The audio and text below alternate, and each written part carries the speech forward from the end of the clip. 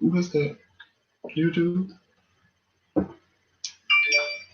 Should be YouTube and Facebook.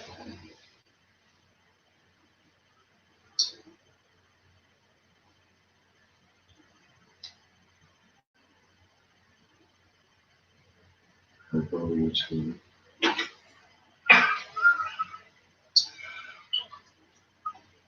What's that? YouTube? All right, you can hear us. All right.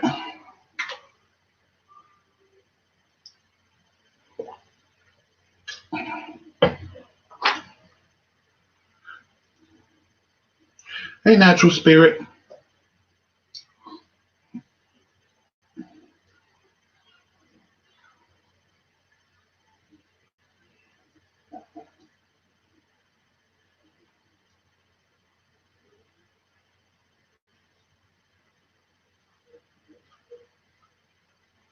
Is yours working? Mine ain't working. Yo, what? Mine is. Mine is working. There we go, right there. I was just seeing it come up. It was there. Hey, y'all. What's going on? Happy Mother's Day to all the mothers out there. Happy Mother's Day to all the real mothers out there, and the mother fathers, and the mother grandmothers, and the mother grandfathers, and the mother great grandmothers, and so on and so forth. You know, because you know it's more than Hey, Dominique. The biological mother that cares for children these days. You know. Well, this is true. A lot of mothers end up becoming grandmothers and mothers. I'm glad you caught it too. So, y'all know today is kind of hard for me. I was good until I went on my Facebook and posted a picture of my mother and my grandmother together. And when I saw my mother, a little tear rolled. And I was over the whole day. And then he don't know, but we was gonna eat sandwiches. Because I wasn't cooking. Why? And then I went downstairs and I said, you know what? If my mother was alive, she always, I don't care what it was. If I came home, I had to cook for her. So I said, you know what? I'm gonna cook. So I made some collard greens with ham hocks and some yellow rice and some turkey wings. Was it good? It was delish.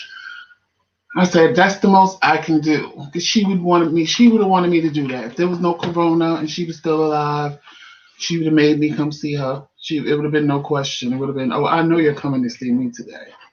That's how my mother was. It wasn't, are you coming to see me? It was, you're coming to see me today. So I did that. It lifted my spirits a little. I talked to my sister. She was kind of a little in the dumps too, but her husband and my niece, they was cooking for her and getting stuff together for her as much as they could because it was, they can't really go out and do anything.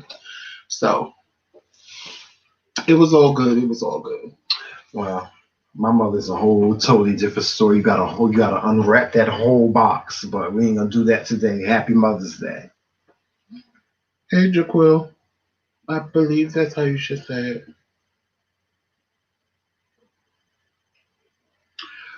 Yes, but y'all know I'll be reading the comments because I didn't answer y'all when y'all leave comments. 9 times out of 10, it's me. Unless you leave one of us a personal message. If you leave me a message, I'm answering it. If you leave Tramell a message, I'll tell him you left a message and he'll tell me what to reply back. Because if he replies back, he'll start texting right now. I won't finish till next week. But yeah, today is one of them days that's kind of hard.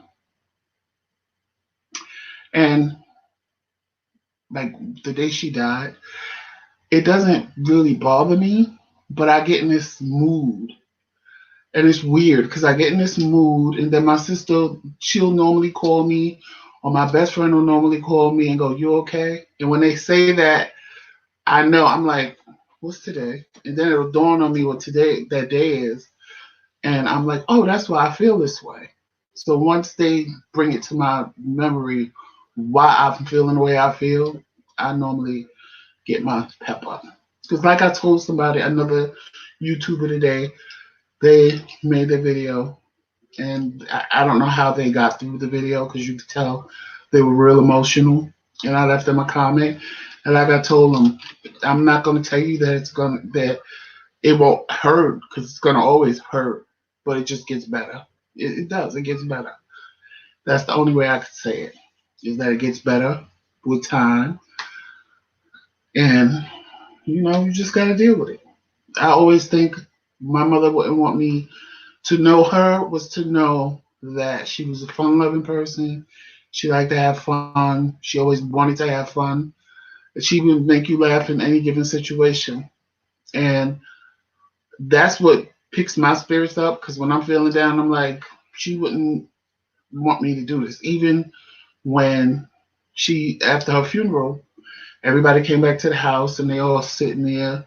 And I told my sister, I said, we got to do something. She said, what are we going to do?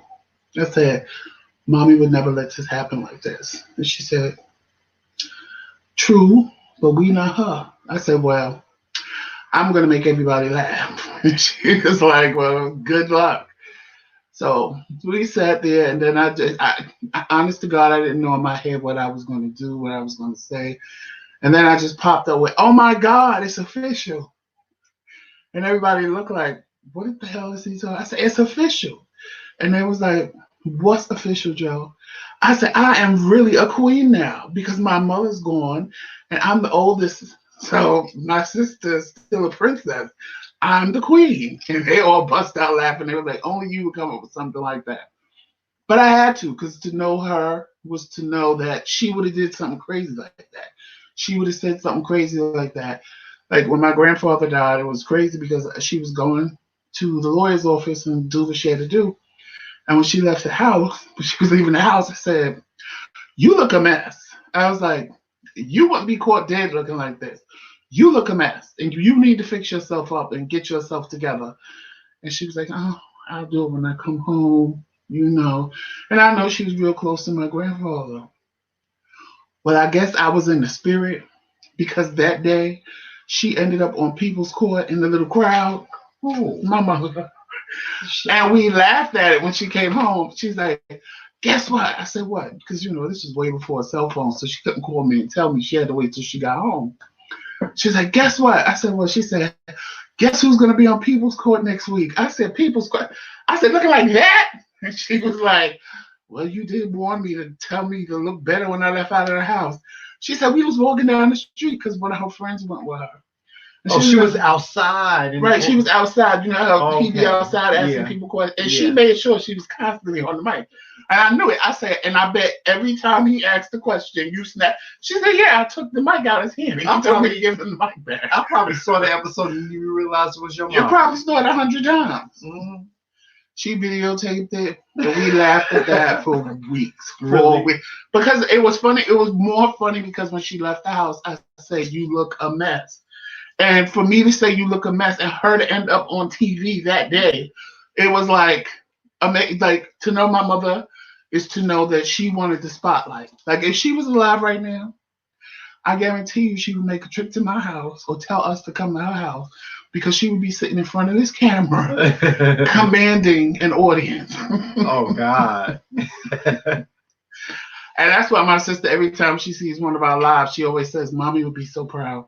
Because this is what my mother would have loved to do. Like, this is what she would have loved to do. Really? So, my mother would have loved to do it. Yeah. I miss my mama, but hey. Yeah. Mother's Day is I don't really celebrate holidays. I mean, you know what it is? It's that people in your situation, people in my situation, it becomes a glum day because people in Tramel's situation kind of want to reach out to their mother, but they have their reasons for not doing what they do. And people in my situation want to reach out to their mother, but they can't. So it's like a double-edged sword. And we really made this live. I told Tramel I wanted to do this live more so for people in my situation where their moms died. Like my mother was my best friend. Mm. Like Tramel tells me stuff, and I sit back and I'm like, what? I couldn't even imagine. And I tell him stuff, and he's like, oh my God, I wish. So it's like a double edged sword. It's like a double edged sword. Yeah. So to help people get through, you gotta do what you gotta do. Yeah. Yeah. You know what? I listen. And there's a lot of people out there. A lot of my friends have said it. Some family have said it. That's your mother. Gotta give her a pass. You gotta, da da da. Everybody has their own opinions about it. Whatever. I respect everybody's opinion about it. That's just the way it is with me. And to understand that you have to be in my shoes, and no one's in my shoes to understand the reason why. But there are people that are, I mean, if they watch your video, then they know because you put a video up. But I'm Yeah. saying there are people that are in your shoes and totally understand how you feel. Yeah. Just like there's a lot of people in my shoes. Like my sister said to me today, she said when she went on Facebook, she said, Joe, I didn't realize how many people's moms died and passed away. She said, and it put me in the mood. I was like, right. And for a long time, for a very long time, I could not watch people, men with their mothers. And I thought something was wrong with me. And I called my sister and I said, do you have a problem watching girls with their mothers? She was like, oh my God, yes. I thought it was just me. I said, I cannot watch guys with them. Like it, I felt so cheated out of life. I felt so cheated. I felt like, that should be me. I should be able to laugh with my mother again. I should be able to, and everybody, like Tremelina asked me, did I have any regrets or did I not do anything? And I really don't. The only thing, and it's, is it a regret? Probably a little bit. Regret, like. Because I had called my mother. I'll never forget. I called her on a Tuesday to talk to her. She was in the hospital. And there was a bunch of people that came to visit her, and she was talking to them and talking to me. And I said, Mom, you want me to call you back? Because she was laughing and having a good time. And she was like, yeah, Joe, call me back. Make sure you call me back. Guess what I didn't do? And the next thing I know, the next day, my sister called me and told me she was in ICU. You have to come quick. The doctors want to do this. The doctors want to do that. And I knew my sister wanted me there. So I told my job at the time, where, who I was working for, Comcast. I said, I got to go. And the doctor's like, well, we need to talk to you. I said, you can't talk, because I knew what the conversation was going to be. I said, well, you can't talk to my sister till I get there. I made it from Maryland to New Jersey in 2 hours. I went home. I packed up my clothes. I packed up my dogs, and I made it to Jersey. And when I got there, they had sedated my mom. She had all these tubes and stuff. And I said, I took her hand and I said, are you okay? And she said, she nodded because she couldn't talk. And I said, Ma, are you sure you're okay? And then I could see it in her face. She was like, that voice sounds like Joe. And when she realized it was me, that's when I realized that your feelings and emotions really do affect your inside. Because when she realized it was me, everything went crazy in the room. The heart monitor, everything went crazy in the room. So the nurse came running and was like, what did you do? What did you do? I said, I'm her son and I'm from Maryland. I said, and she realized it was me when I spoke to her. I said, and this happened. All these bells and whistles went off. She was like, oh, because you got her excited. And the last thing my mother ever said to me was, can you get me some? She mouthed me like she wanted something to drink. And I had to tell her no. I said, you can't get nothing to drink, Mom. And she said, and that was the last conversation we ever had. And that was it. And it was weird because when me and my sister went to see her, we knew something wasn't right. Like we knew she was dead. And we both standing there like something ain't right, something ain't right, something ain't right. So I opened up her eye, like I'm like, Mom. And she's just laying there breathing.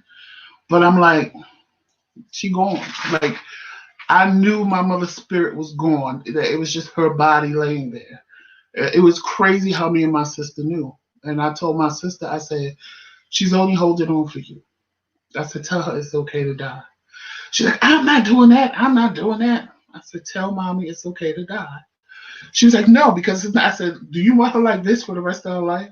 I said, be fair. We're going to miss her. We're going to cry. But tell her it's okay to die. The only reason why she's still holding on is because of you. I said, she had these conversations with me. It's you. So my sister was like, well, if God is not going to heal you 100%, Ma, it's okay to go. We went out to eat, and I was about to go home, back to Maryland. And that's when I got the phone call.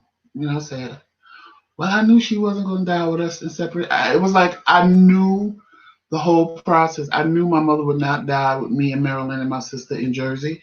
I knew she was going to die when we were together.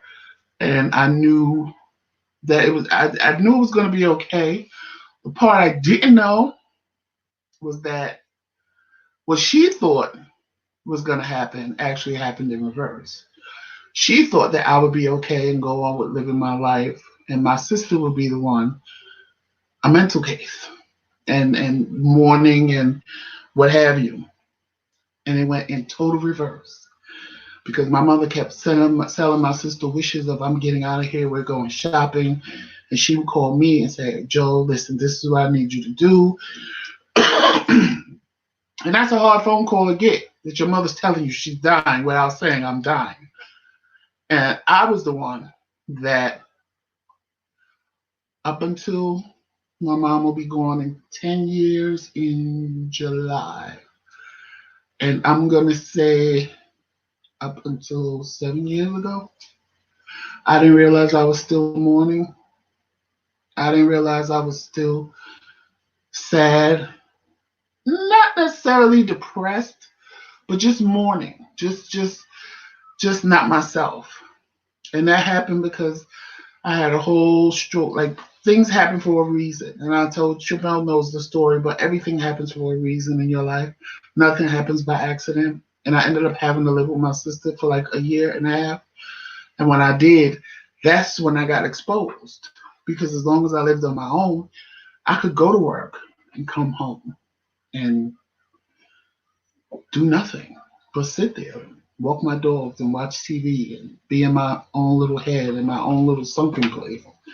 When I lived with my sister, because she thought I was a party animal like I used to be, she questioned me. She was like, what are you doing? Why are you not blah, blah, blah, blah, blah? And I just broke down and cried. And I said, I've been doing this since mommy died. And she was like, what?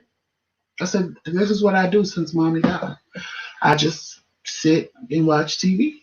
And then I became disabled. So that made it worse because I didn't have a job to go to no more. So I just was sitting home. And I realized you gotta do something.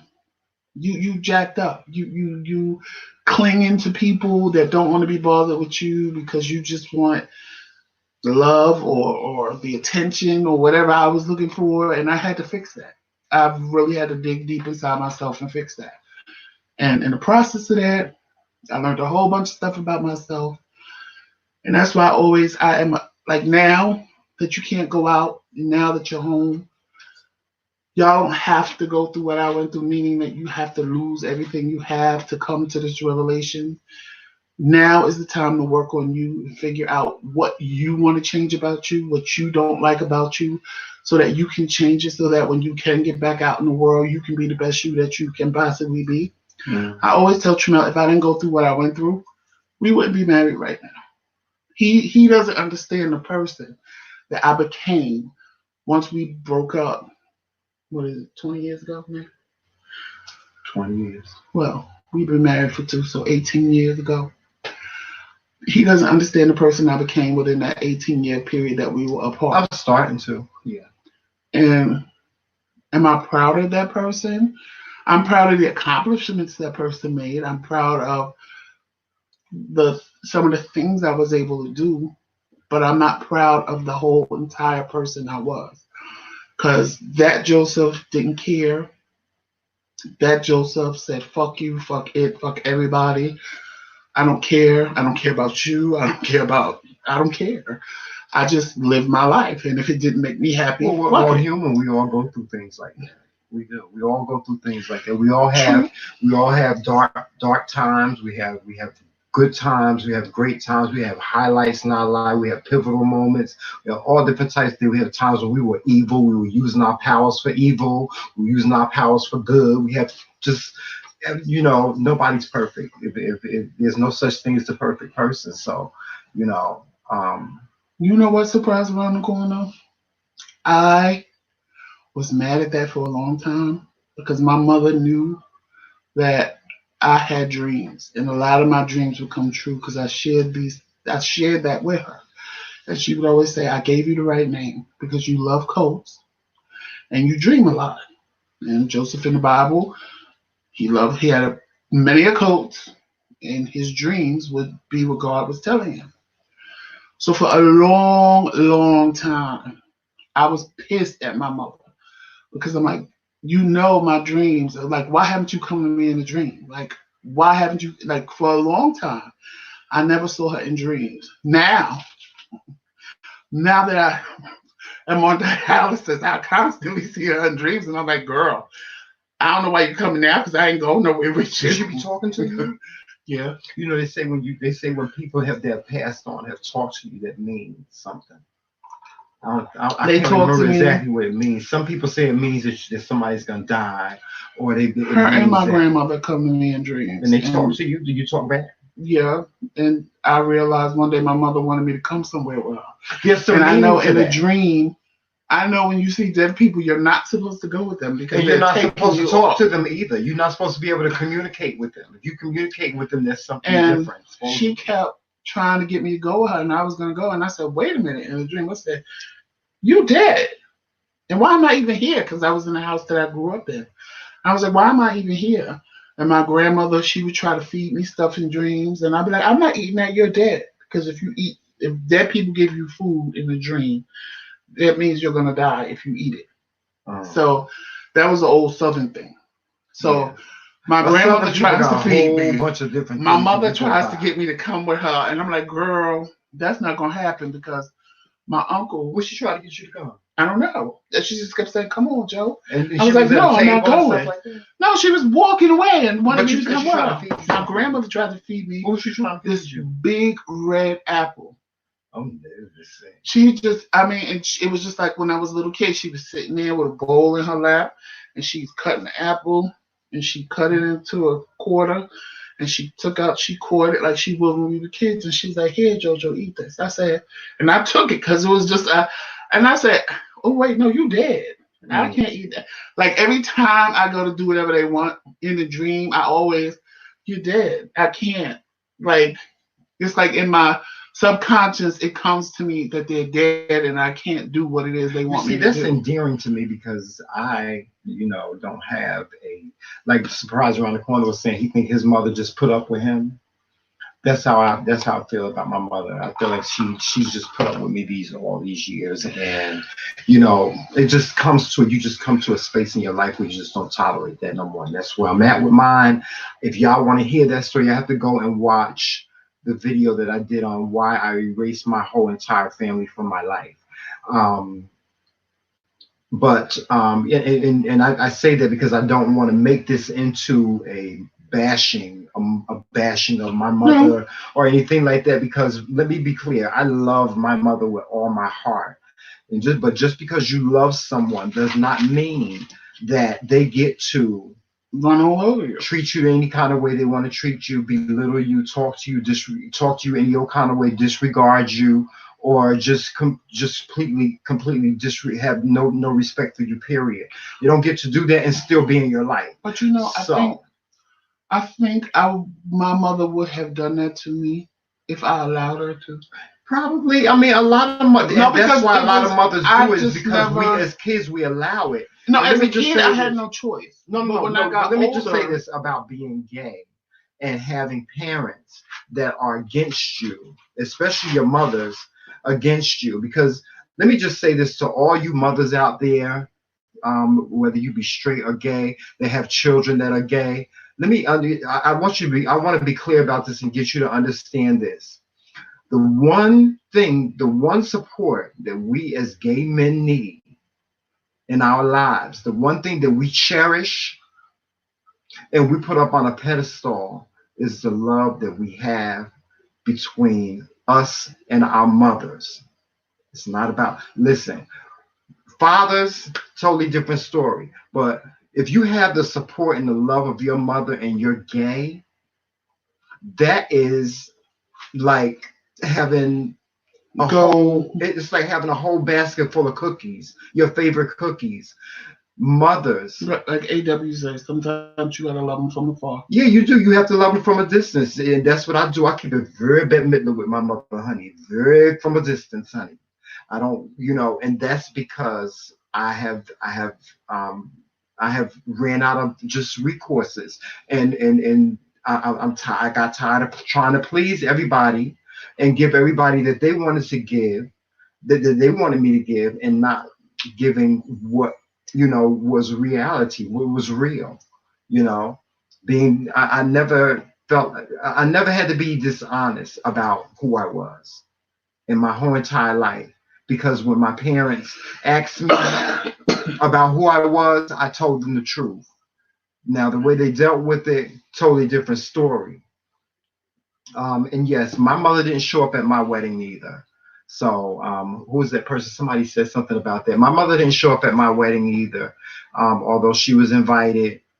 She didn't show up at my wedding either. And for a minute there, I really didn't mind. It really didn't bother me that she didn't show up at my wedding until my sister got married right after me, and she broke her neck to get to her wedding. That's when it really, really bothered me. Because my mother had told me in that instance that she wanted my happiness, but my happiness was for you to be there on that day, and you were not there. She showed up at the reception only because somebody talked her into it, but she showed up, and she wasn't being at one point in time. One point in time, she wasn't being a very good mother-in-law. I'm just gonna say that. But it didn't bother me. No, I know, but I'm just saying she wasn't being a very good mother-in-law. So, guys, if you really want to hear that story, if you really want to know, I tell it in detail in one of the videos here on the McRae Kingz channel. It's called "How I Erased My Mother from My How I Erased My Family from My Existence." And I haven't erased them forever. I haven't erased my mother forever. I'm still just like any other child that has that hope that she will come around, because I don't have to come around. It's not my responsibility to come around. And mothers, let me also be clear about this, because my mother said this to me. These were the last words that she said to me. She said, "God chose me to be your mother." That's what she said. She said, "God chose her to be my mother. And you didn't come with the handbook, and you didn't come with instructions. You didn't come with anything. You just came with you." Now, mothers, if you really believe that God chose you to be someone's mother, then be a mother. And be all that entails that. And understand this, that we all as children understand that you have hopes and dreams for us. You have this vision of what you want our lives to be and how you want our lives to turn out. But understand this, just like you, we want our individuality. We want our own existence, and we want to live our lives just like you, the way you wanted to live it. And see, I think that's where the difference came in, because I checked my mother on that, like in the beginning. When she would tell me, "You're going to do this, you're going to," no, I'm not. I'm not doing that. This is my life. I do what I want. You told me when I turn 18 and I have a job, I can do whatever I want, and that's what I'm going to do. I couldn't wait till I turned 18 and had a job, and that's just what I did, so that I could do what I wanted to do. And when I was 20, she told me, "There's only room for one bitch in this house, and I'll pay the rent." I said, "Give me a week and I'll be gone." And I never lived at home since then. AW. Because Let me say something to AW. AW, Believe me when I tell you, I've gone through every single emotion that you're Hey, going through Harriet. right now. I really understand. And I'm going through every single emotion that you're going through right now. And the only thing that I can say to you is this: being someone that has endured that, where they got married and their parents didn't show up at the wedding, regardless whether you be gay or straight, or whether it be a heterosexual wedding or a gay wedding, when your parents don't show up for the wedding, listen, if you endured that, I know it's not an easy thing to get over, but at the end of the day, you're gonna have to get over it. Because But that I've can't moved be. But on. I've that moved on can't be from your it. happiness. I Because at the moved on same from it. Yeah. time, as much as I would have loved for my mother to be there, he was sad because his mother didn't come. I was sad because my mother couldn't come. But at the same time, if me and my see, I think I stopped a lot of stuff before it happened to me because me and my mother had a conversation like as soon as gay weddings became legal, and I asked her, I said, because I don't like surprises and shock. Like I want to know from the door. Because if she tell me she ain't coming to my wedding, guess who's gonna get married and guess who's not getting invited. And that's just how I am. Like I don't care. This is what you and then when you call me and say you didn't invite me to your wedding. No, you told me you wasn't gonna come. So what am I gonna invite you for? That and my mother knew I was that type of person. So for me, when we had the conversation and she said to me, she said, I said, Ma, if I married a man, would you come? Why would I do that? I was like, what did you say? Why would I do that? Why would I want to come see you marry some man? I said, oh, but if I marry some bitch, it would be okay, right? Yeah, if you married a woman, I'd be there with bells on. I said, well, guess since that's not going to happen, let's revisit me marrying a man. So what you're telling me is that you would not come to my wedding. No, for what? What do I want to see that for? I said, you know why you want to see that? Because I'm your son. And because if I choose to marry a man, that's the man that's making me happy. And how dare you sit and say you don't want to be part of my happiness? That then you don't love me. If you can't share in my happiness, then you don't love me. And all these years that you told me you love me, it was a lie because you love me on your terms. And she said, she thought about it. And she was like, I never thought about it that way. I said, no, because you just dead set on my son is marrying a man. How am I going to look? I said, you're going to look like my mother. You're going to walk down the aisle with me in your little gown, like if I was marrying some woman. I said, but it's going to be a man on the other end, and you're going to enjoy it, and you're going to sit there, and you're going to be proud. Child, I wish I had the guts to tell my mama that. And she said, I mean, when you say it like that, it makes me sound like a horrible person if I don't come. I said, because you would be a horrible person if you don't come. How dare you try to define who I should marry because you don't like it?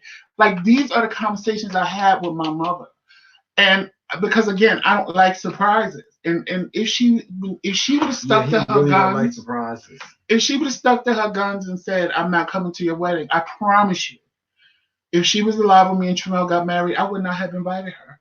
I know my sister would have turned around and did it because my sister is the total opposite of me. Her family is everything to her. Yeah, But for Tracy. me, if you don't love me, I'm not wasting my time loving you.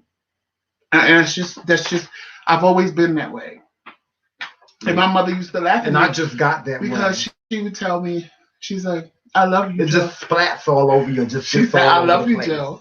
And I said, and I love you for loving me. And she would always laugh and say, well, what if I didn't love you? I said, why would I waste my time loving you?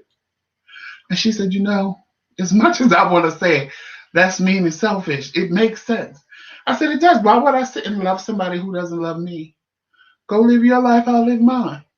You didn't do everything grandma wanted you to do. Okay. We know she was a pseudo Christian, honey, and she didn't want you to she told you wasn't getting a divorce. And I don't remember seeing my daddy after I was 3. So I know you got a divorce, right? You didn't listen to her. So why am I going to sit here and listen to you? Mothers, listen, mothers, your sons, your gay sons, they need your love. I'm telling you, they need your love. You are the key to them prospering in the way in which they move and shake in this world. I'm telling you, mothers, They need your love. Don't turn your backs on your kids just because they're gay. Harriet, I want to say something to Harriet, and I want to say something behind what you said. So I'm gonna say something behind what you said first. Making your child homeless, beating your child, telling them you don't love them, none of that is going to change who they were born to be. Homeless don't make the gay go away. Church. Praying is not going to make the gay go away. None of that is going to make the gay go away. They are who they are. And I wish some people would get in their head when people tell me I wasn't born gay, I tell them, okay, so you tell me I made a decision. And they're like, yes, you had to make a decision. I said, well, you tell me when you made a decision to be straight. I want to know when you sat down and said, I'm going to be straight. I'm going to like boys or I'm going to like girls. And this is who I am and this is how I'm going to identify for the rest of my life. You tell me when you did that, and I'm going to tell you when I chose to be gay. Or tell me when I made a choice to get ridiculed, get beat, get bashed, get just shunned. Why would somebody choose brutalized and criticized by not only my family, but my peers, my colleagues, everyone? When did I make that decision? How did I make? I just made a decision to do that. Yeah, that's just the life I just wanted to be. This is the existence that I wanted to have. You have to, and listen, y'all think it goes. A lot of families that turn their backs on their kids, they think it goes just as far as you turning your backs. When you turn your back on your kids, the whole world, it seems like, turns their back on them. I mean, I have lost jobs. I have lost friendships just for being who I am. We didn't change in any kind of way. I had a friend, didn't change in any kind of way, but just because they found out that I was gay, it was a woman, a female. She was like, we can't be friends no more. And that's fine. And she was like, no, but I respected it. But what I'm saying is that, because of all of the negativity that we endured back then, we endured a lot. But one thing me and Tremel both say, well, he says it and I agree with him. I'm never going to try to force myself someplace people don't want me. Yeah, exactly. I'm not going to be that gay man that says, oh, you're going to let me in your establishment. You're going to bake me a cake. You don't want to bake me a cake, bitch? Fuck you. Okay, but just tell me. Just be man enough to, you know what? I'm not fucking with you because you're gay. Yeah, that's it. And that's all I need. Yeah. And I will go about my business. I ain't going to feel insulted.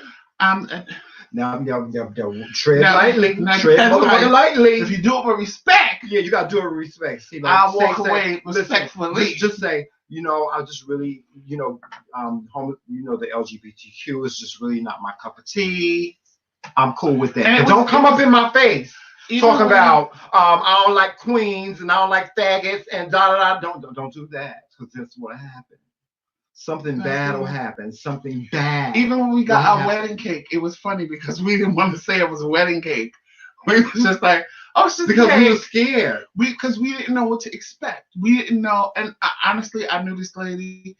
She was the sweetest lady on the planet. My niece. Wait, hold on. Before you tell that story, Papa, we got to shout out our people on Facebook. We have to shout out because last time shout out to everybody on Facebook. They go Famous and Tyrone right there. Lawrence and AEW is and Benito. No, that's Benito. YouTube. Okay, Benito from Facebook and Uncle Mo. Hey, Uncle Mo. Who else? Who else is in here?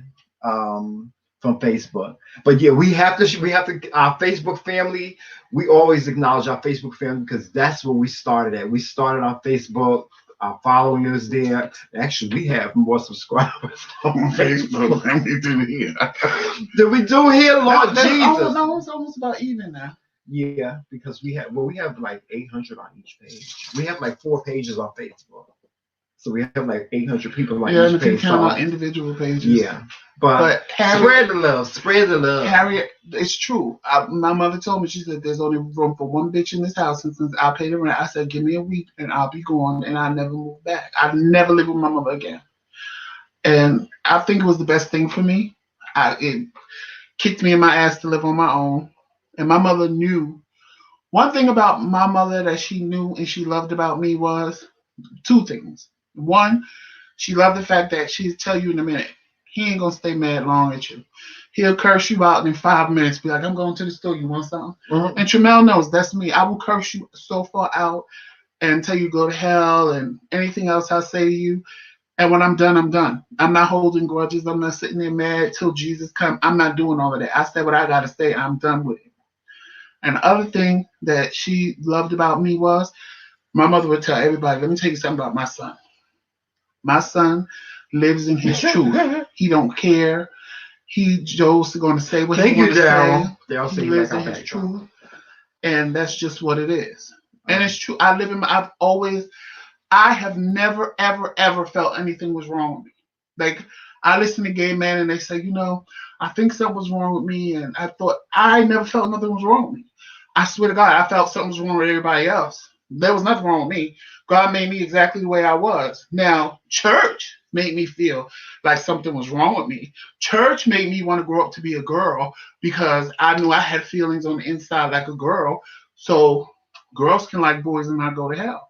That was a whole nother story because I said, okay, well, since I'm not supposed to like boys, if I turn into a girl, then I could like boys. And when I went out and I saw that men could actually turn into girls, I said, oh, I can really do this. Because, in my mind, it's just something in my mind. But then when I'm seeing transsexuals and I'm like, that's not a woman. So that's where Keelanda came from? That's where Keelanda came from. And that's where me and my mother had real issues. When he showed me that picture of him when he used to dress as Keelanda, oh God. I thought he was so cute. He was so cute. These chubby cheeks, and he had this wig. It was all that. It was all that. When my mother, thank you, Daryl. Thank you. We appreciate that. As a woman, that was too much for her. Like she could deal with this. She couldn't deal with me being a woman. She stopped speaking to me, and when she saw I was taking hormones. And she saw me walking down the street one day and she saw my nails and she's like, where the hell did you get your nails done? I said, you like them? They look better than yours. Cause I would intimidate her. Continue not speaking to you. Yeah, she made my sister not speak to me. If you had stayed that way, do you think she would have not? Do you think she would have came around? I don't know. Probably not. I don't think so. No, I think she would have. I think it was her mechanism. But was you doing it just to get on her nerves? No, I really. When I moved out of New York, when I moved to Jersey, everybody thought I was a girl. So when I moved to Jersey, I moved as a woman. So nobody knew I was a man. So for 6, 7 months, I lived as a woman. Nobody knew. You saw the pictures. I was gangster girl with the big bamboo earrings, the asymmetrical cuts, burgundy purple, blonde. I was that little ghetto girl on the corner. My little Liz Claiborne bag, my little Louis Vuitton bag, all of that. And I was loving it because I was meeting the thug boys and I would tell them, I never played myself. I would tell them, listen, there's something you need to understand and know is that I wasn't born looking like this. We got like the same situations. They didn't care. They was like, what you think about what I did when I was in jail? Okay. They would usher me around. I sang in church as a woman, and they had no clue that I was really a transsexual in the pulpit singing the Lord's Prayer. You was in church singing like... I was in church singing the Lord's Prayer in the pulpit. I had on this fabulous little black and white outfit. My hair was done in blonde, and I sang the Lord's Prayer. A lesbian was trying to pick me up because she said she would put it on me, and I said, "Girl, I'll put it on you." Try. Wait, you was in like a church. I was in church singing at someone's wedding that was getting married. They had me on film, so somebody could come up with this motherfucking tape and destroy my life right now and say that's me in the pulpit singing in Yags. Oh, so and my little boyfriend at the time. He didn't leave me alone because all the men at the reception was trying to get with me. And then, because, you know, at the time I was walking balls and stuff like that, and that was my category, realness. And his cousin brought in another one that I knew from the ball scene. So me and her are looking at each other like, oh shit. But I told him, I whispered in his ear, I said, your cousin is just like you. He said, what are you talking about? I said, because she's just like me. So they both got exposed that day. It was fun, but it just wasn't who I was. Church made me feel I had to do that to like boys, to like men, to be in love. And it just got to the point where I wanted to kill myself because I wasn't happy. I just wasn't. The happiness that I thought it was going to bring me, it didn't bring me because I never felt I was born in the wrong body. I never felt that I should be a girl. I just felt church made me feel that I should be a girl because if I'm not a girl, I'm going to hell because I'm a boy that likes boys. Because again, I never felt there was anything wrong with me. There was nothing wrong with me. And I'm like, I tell people that story because I'm like, hey, Patrick, the reverse psychology that they tried to use on me went in a whole different direction than they thought it was going to go. You sitting there telling me I'm going to hell, trying to turn me straight. And I'm sitting there going, ain't shit wrong with me. I'm going to turn into a girl. So y'all just confused me completely because now I'm wanting to be something that I don't feel. I never felt I was in the wrong body. So one day I was going to kill myself. And I could hear my grandmother in my voice, her voice in my head saying, JoJo, because she had a high pitched voice. You tried your way, now try God's way. So I'll never forget. I was looking out my window.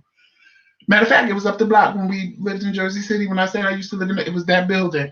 And I said, I'm giving you 24 hours to fix this. I was like, if you don't fix this, you can't hold me accountable for any of this because I'm only giving you 24 hours. It ain't gonna be a week, ain't gonna be 48 hours. I'm talking 24.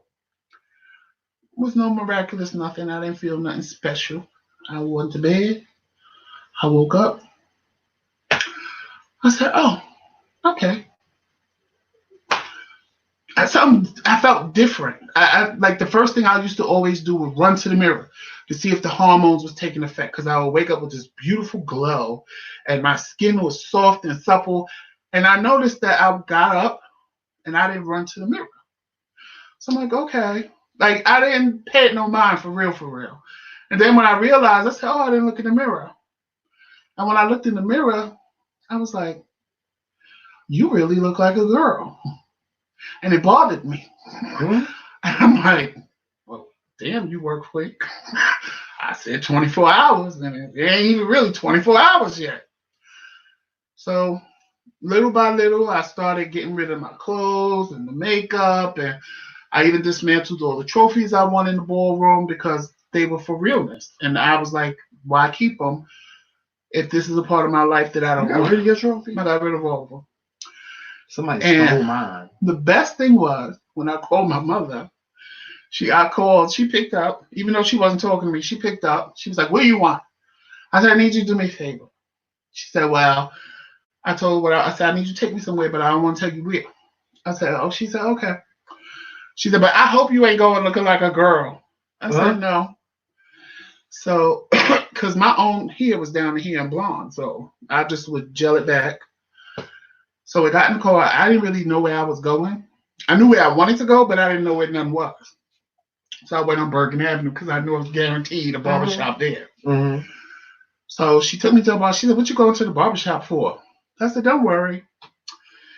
She said, oh, you finally cutting off that blonde hair? I said, yeah. So I sat in the barber's chair, and he said, what you want done, your eyebrows? I said, no, I want you to cut all my hair off. No lie. He said, girl, why you cutting all your hair off? I didn't have a stitch of makeup on. I didn't have nothing. That's how convincing I was.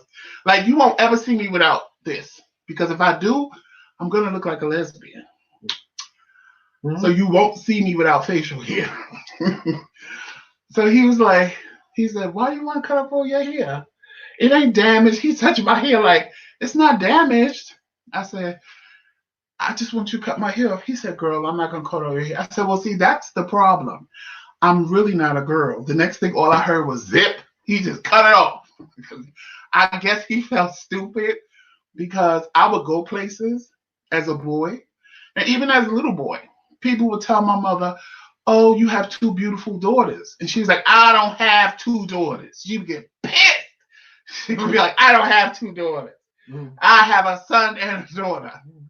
One man, I let him call me a girl the whole time. And my mother was like, you didn't correct him. I said, why would I do that? Because, that's when I wanted to be a girl.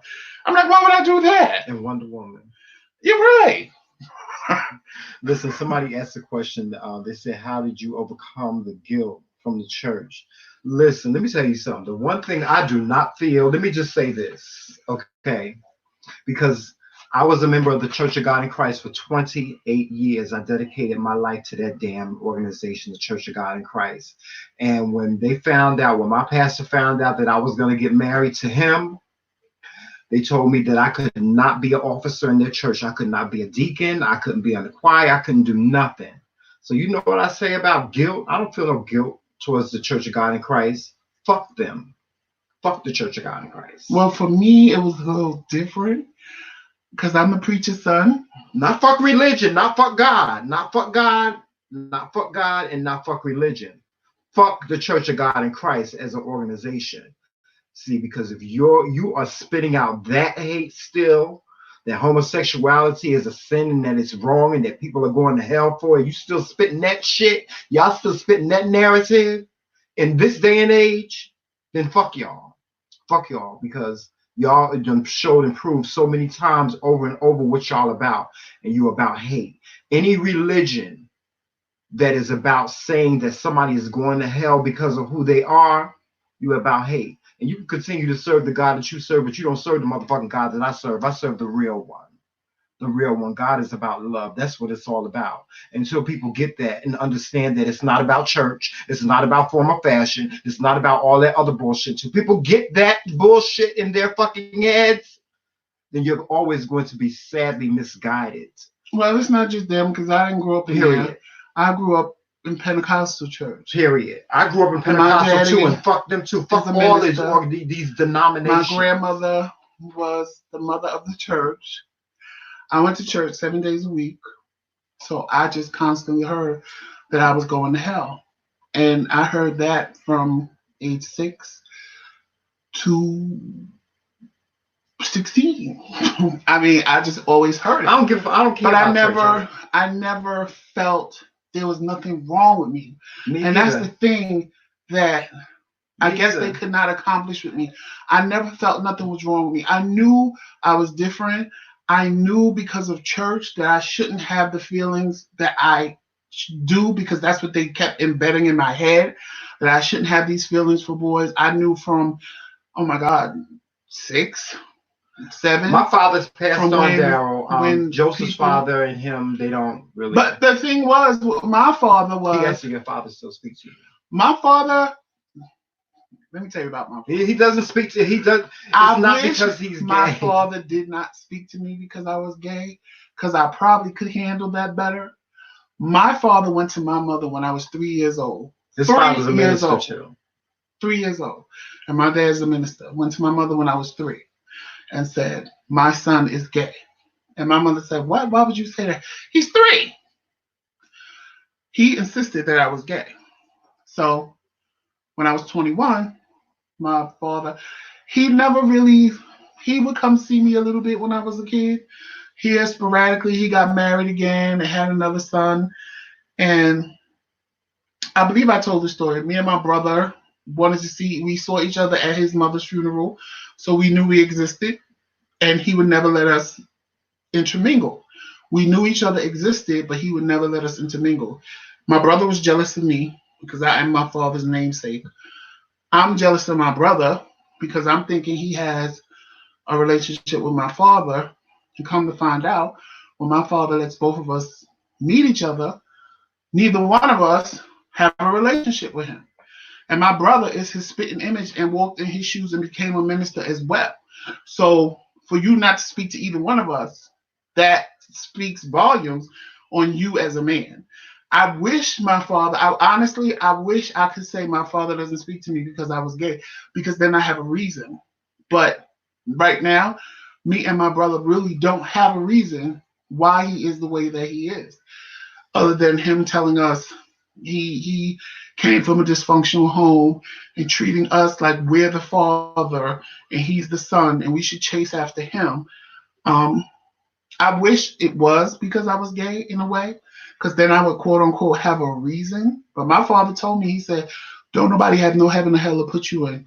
You live your life, you live your best life. And don't ever let anybody tell you that you're wrong. I was shocked. I was shocked. Because that's when I was partway girl, partway boy. So I was shocked that he said that. I was like shocked. But honestly, if I picked up the phone right now and called my father, he would talk to me. We would have a conversation like nothing was ever like. I could have a conversation with my father. I could call him right now, and y'all can hear me talk to him, and you would never even know that we don't really speak. And we really just don't speak because I'm tired of reaching out. I'm tired of going to you constantly. I've done it all my life, saying what is wrong, what is wrong. I told him I went and seek therapy because I didn't understand why a man couldn't love me down to my own daddy. How I sat and I let men just, well, not physically, because I'm a fighting bitch, but verbally, sometimes physically, but I would fight back, abuse me. And I dealt with a lot of things just because I wanted the love of a man. And I know that came from him. So I took it upon myself. I said, I need therapy. I need to see why I refuse to let go when, because I will do everything. And I just told Tramel this a couple of days ago. I will do everything in my power before I leave somebody. Because once I leave, I ain't never coming back. Because I have exhausted every possibility out there to be with you. But it just became too much. Like being with a crackhead and them stealing every fucking thing. Like the first time they stole, that should have been enough. But no, I'm looking at the good and I don't want to be left alone. And why can't this man love me? And then leaving him and then getting with an abusive nigga that want to punch me in the face and dislocate my jaw because I like thug niggas. Did you think your dad abandoned you? You think he abandoned you?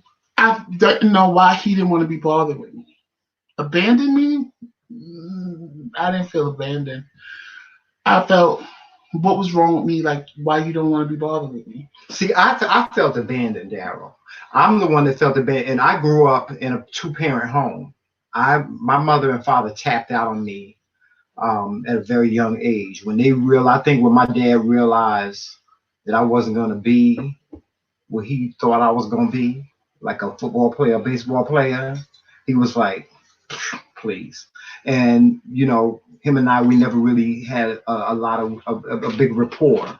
So if you may, I would ask my father. I would write a note to my dad and ask him for the things that I wanted, because he was a very good provider. My father would, God rest his soul, he was a very good provider. Like me, my father always took care of us children, and he always gave us anything and everything we wanted. So my father, I think he tapped out on me. He realized that I was going to be what he wanted me to be, and he just made a decision that this is my son, and it's my responsibility. He's my responsibility, and that's what he did. I used to leave a note for my dad telling him what I wanted, like if I needed $10, $20, I needed a pair of sneakers, or I needed clothes, or whatever. I'd leave a note on the kitchen table, and I get up in the morning, and the money would be there. Either money would be there or a check would be there. So that's how him and I communicated. And then with my mom, she was more favorite towards my sisters than me, especially my youngest sister. My youngest sister is her favorite.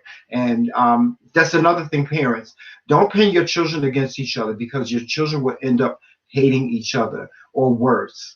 I'm very at war.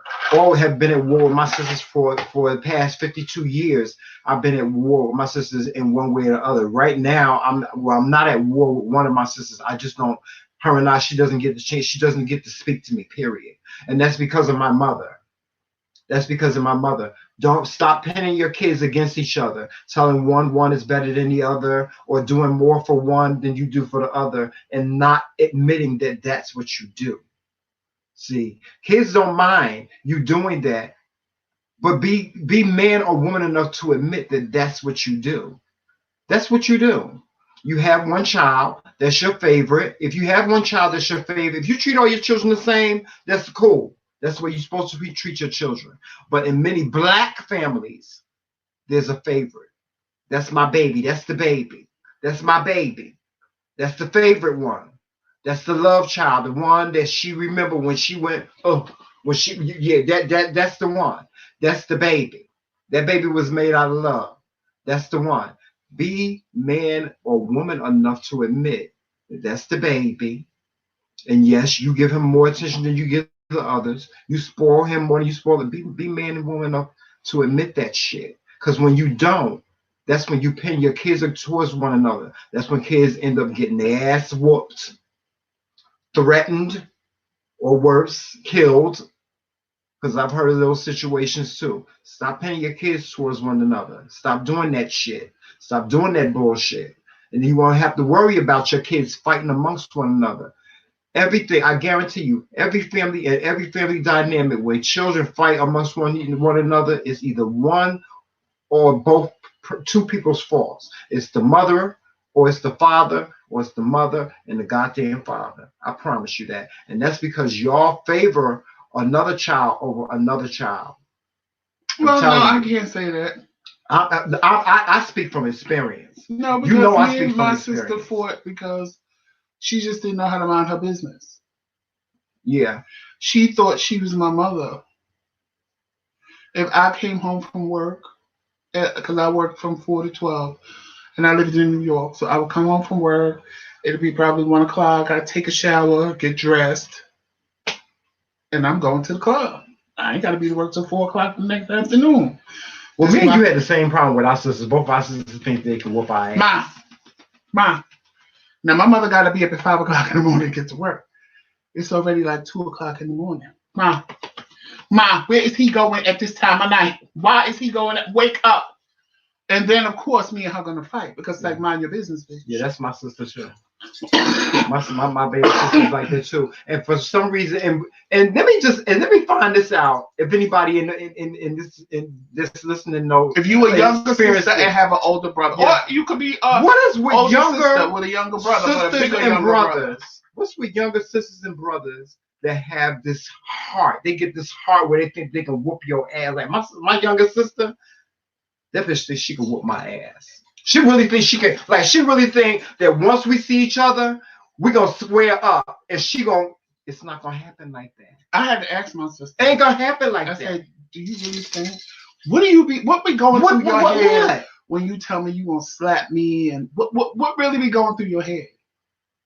Because like the last argument me and my sister had was like really. I think my sister just want to put me in jail. And she looked at me and said, "I should fuck you up." Who? My sister. Tracy? Yes. She said, "I should fuck you up. Keep running your mouth. Wait, hold on. I'm gonna fuck you up." My Tracy. Yes. And I said, my sister-in-law Tracy. I said, and when you do, your daughter gonna get out this shower and see you laid out on this motherfucking floor and gonna have to call the ambulance because I am gonna wear you the fuck out in here. And I laughed. Why do younger sisters and brothers think that they can I asked her, and she told me, she said, because at that moment, she said, I just muster up the strength because I'm going to fuck you up, like I said. What's she going to do, jump on top of your head? I said, but see, you already know that I'm going to fight you back. I'm not going to be some man. My sister knows, because when the last time I ever hit my sister, she was 18, and she pissed me off, and I took her whole entire head and pushed it through a piece of a sheetrock. Oh, wow. Because she pissed me off. So she already knows that I'm going to hit her. She bashed me in the face with a baseball bat. So, you know. Oh, y'all get down like that. Oh, we get down. When we used to get down, we get down. So we both know that we would hurt each other for real.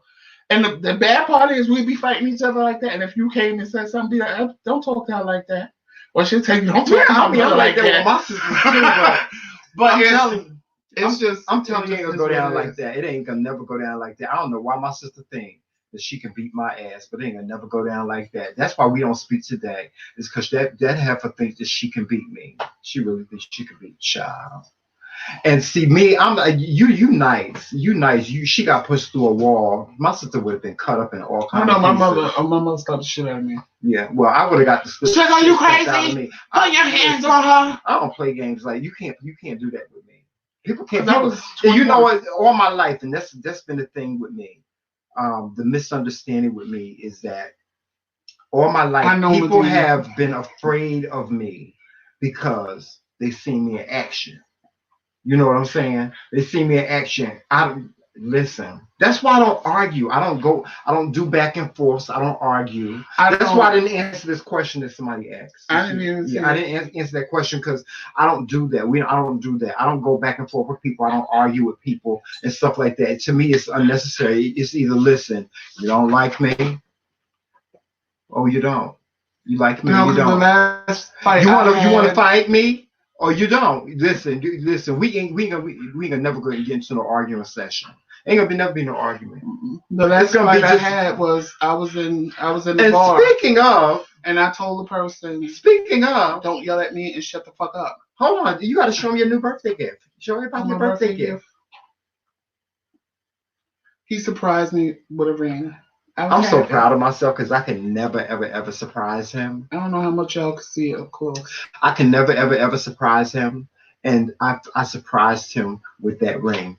And he had looked at that ring probably maybe about a year ago. Mm-hmm. About a year ago, he had looked at that ring and said that he liked it because because we always try to buy jewelry that matches and stuff like that. Like he has this ring right here, but he don't wear his. He don't like his. I don't know why. But we always try to find jewelry to match. And he saw that ring one day, and I was like, I really didn't care too much for it. It was more because it was more him than it was me. And this year for his birthday, I wanted to take him out and do some things, and that couldn't happen because of Corona. We couldn't do it. So I said I'm gonna do something real nice. I'm gonna surprise him. Let's really see if I can surprise him. And I got him the ring. And when he got it in the mail, when it came in the mail, I was like, yeah, I was proud of myself. Right, surprise around the corner. I agree with you because that's what happened to me. I was in the bar and the person was getting loud. I was like, dude, I'm only going to tell you one time. Like, if I was you, but see, I said it with my finger in his face. I was like, if I was you, I would just sit down and shut the fuck up. And he was like, did you just touch me? And I put my finger right back in his face and said, I did, and what are you going to do? Right. And the next thing you know, I punched him in the face. I don't have tolerance. I don't have tolerance to go back and forth. I'm not going to stand there. And when I was younger, we could do a little reading session. That was a cute ha-ha, kee-hee. I'm older now. I don't have time. That's why I mind my business. And as long as I mind my business, I feel you should be minding yours too. Now, if I start with you, then you have every right to start with me. But if I don't start with you, don't. Because I just can't. But but y'all, this is supposed to be Mother's Day. We supposed to be talking about happy things, but it's hard to. Everybody mother ain't happy. Yeah, everybody. Because I know some people mothers who's. Yeah, but we don't want to bash. I ain't gonna say that. We don't want to bash the mothers on. I mean, nobody bashing mothers. Huh? Who mother we bash? Nobody bash. Oh, yeah, well, we didn't. I mean, the truth is the truth. Yeah, the truth is the truth. I mean, some of us have mothers that are the most loveliest things on the planet. Some of us have mothers that were in between that. And some of us have mothers that should have kept her legs closed because she don't know how to raise no goddamn kid. Yeah, that's true. So it just is what it is. And it is how we make it. Like that video where that bitch slapped that little boy. And I thought it was his son. I thought it was her son, but come to find out it's her nephew. That bitch shouldn't have no kids slapping a little boy like that in his face because of the way he dancing. Like, who does that? Yeah, that's stupid.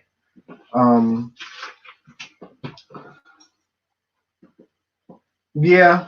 I don't know why siblings think like that. I don't know why siblings think, like younger siblings think that they can beat the older sibling up. You can't. It's not going to happen. It's sister. It's not going to happen. If you should ever watch this, sister, because you know what? I guarantee you my sister watched these videos. If you should have, you bitch. Because me and my sister, we don't speak. I don't speak to that. If you come to an agreement. If you ever watch this video, understand and know this. Know this. I'm respectful enough to keep my distance. I told my sister, last time I told her, I said, get a restraining order on me, bitch.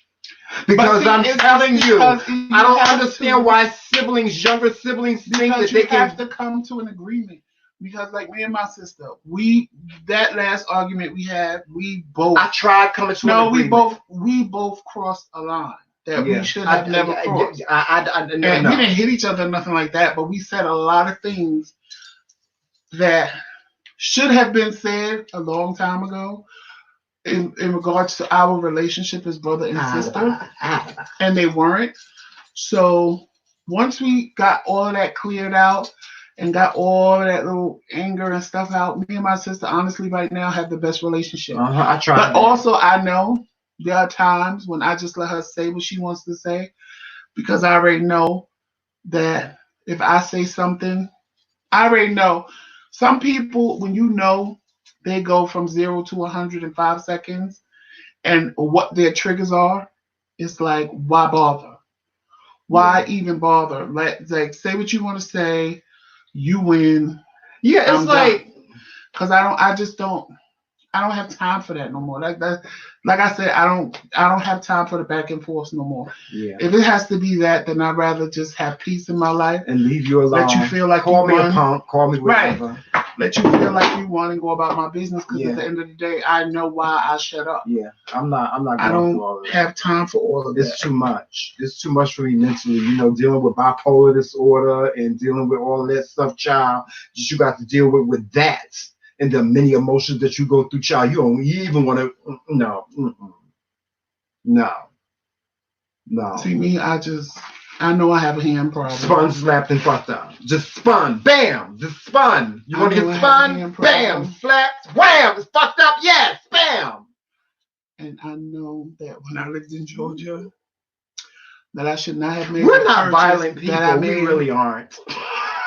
I know that I should not have made the purchase that I made when I lived in Georgia, but I did.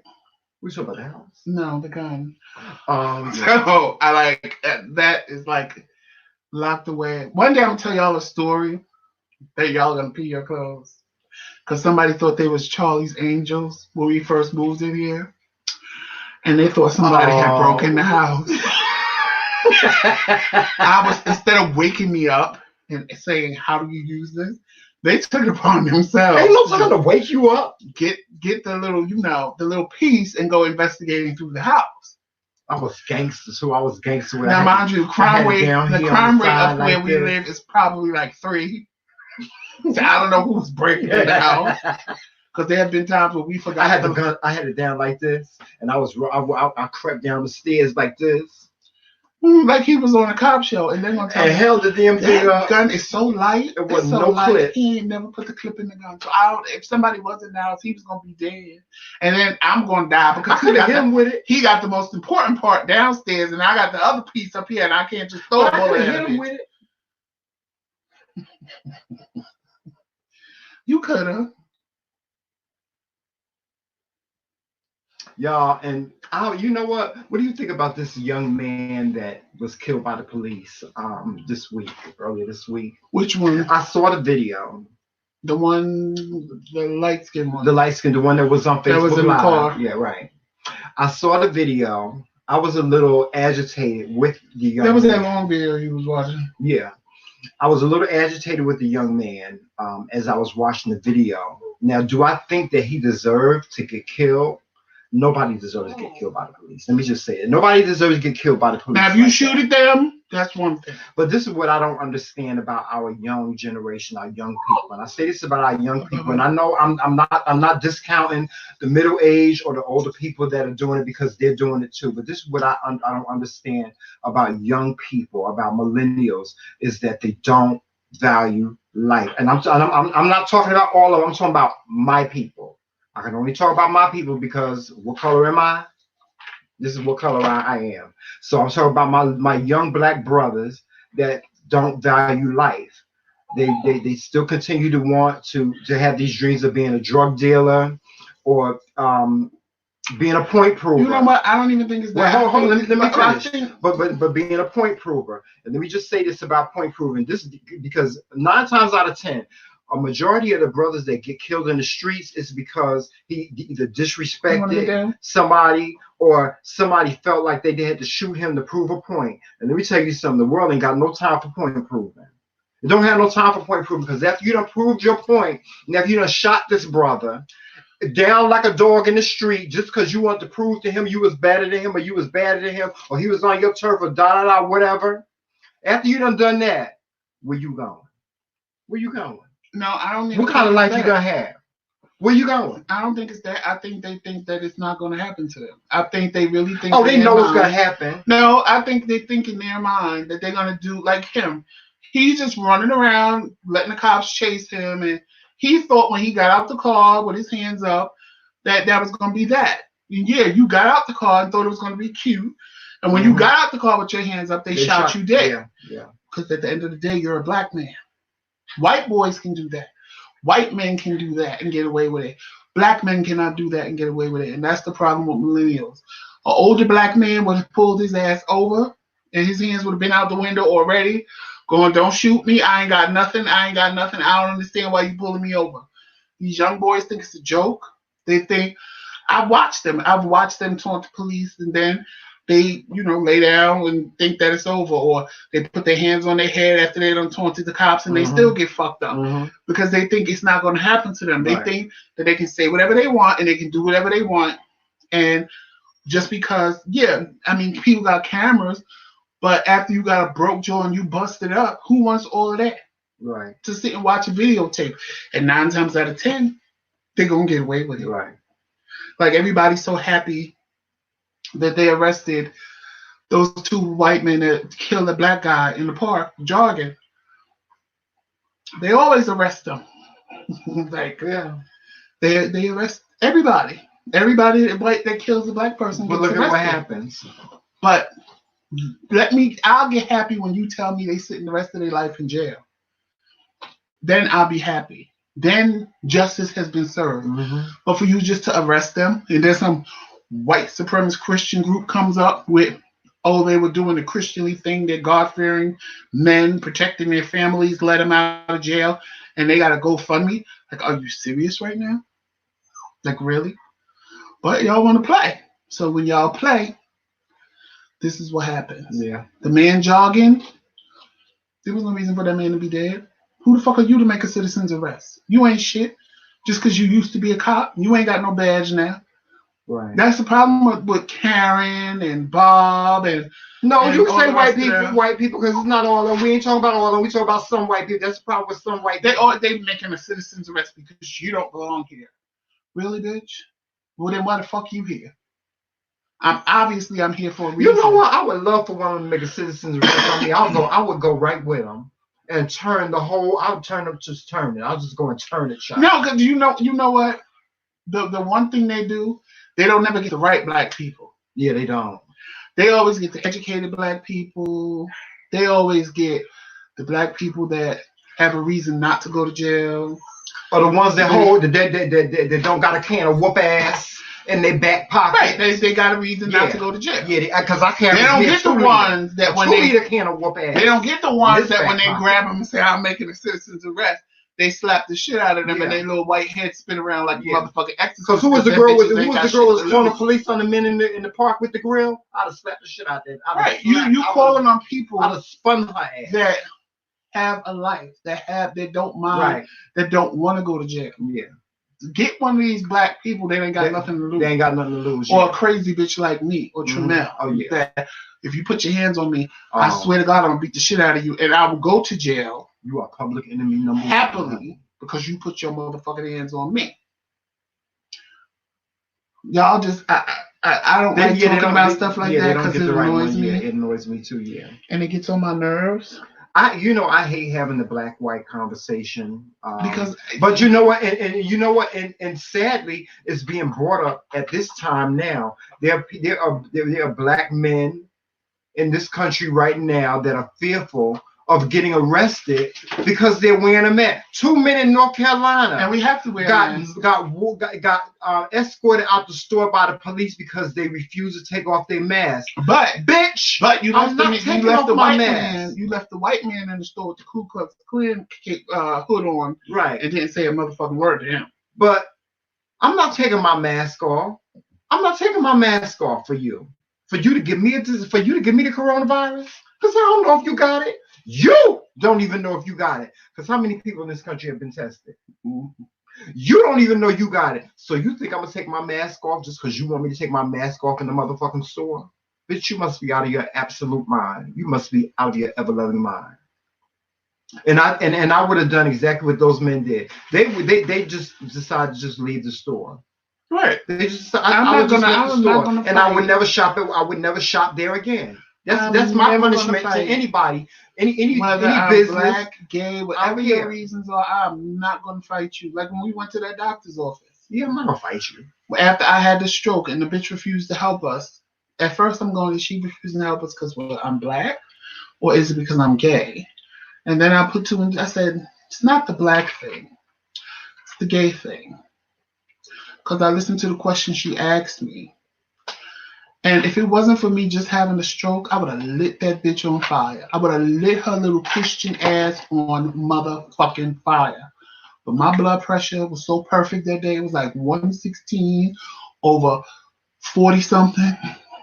And I was like, I'm not going to get myself excited. I just had a motherfucking stroke. I can't even walk straight, so I can't even run to the car. So let me just chuck this up as you bitch and keep it moving. And that's what I did. And of course, I did what they do. I came home, I wrote a review, I got my information, I sent what I needed to send out to the little doctor's people, because bitch, what you won't do is think that I'm some uneducated black man and gonna just, that's just not what I'm gonna do. It's just not. But on that note, we're gonna get out of here, guys. Because I have an 8-hour date with a dialysis machine.